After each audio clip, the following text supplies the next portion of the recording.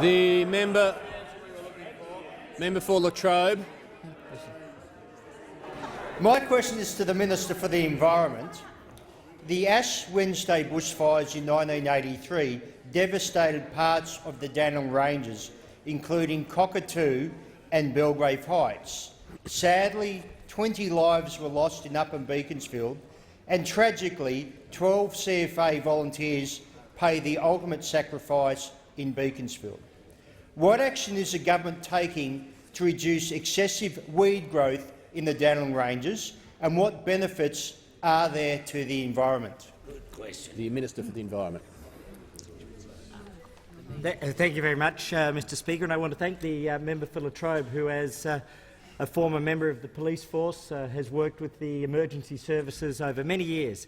He knows the risks and challenges that the Dandenong Ranges face, as do you, Mr Speaker, in dry seasons, and this may well be one of the driest seasons.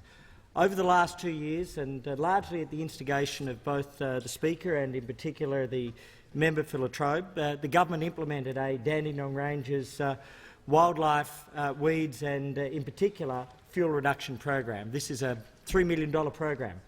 $2.4 million of that has been allocated to fuel reduction, and of that, 29 community groups have already participated and received just over $1 million of grant funding. What does it mean? It means that groups such as the Belgrade South CFA have been able to reduce weeds, reduce fuel loads, to reduce the risk of bushfire. We can't remove that risk entirely, but we can decrease the chances and we can mitigate the consequences, and this is a very important action. In addition, groups such as the Friends of Sassafras Creek have taken practical work in reducing weed loads, in reducing fuel loads, in rehabilitation and restoration of native habitat by removing invasive species.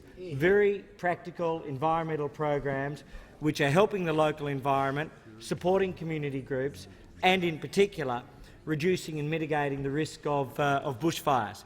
There's another $450,000 which has been allocated to removing wandering trad in an area that is one of Australia's great natural habitats. These invasive species offer a risk to the viability of the native wildlife and, in particular, the native plants. And so there's been a removal and a rehabilitation program, as well as support for Indigenous groups. On top of that, I think that we've allocated 9 Green Army projects so far, of which 5 have been completed, 2 are underway and another 2 are due to start shortly.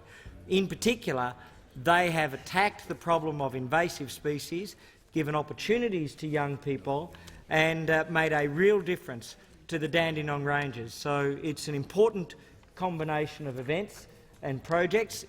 The Dandenong Ranges wildlife, weed and bushfire reduction program.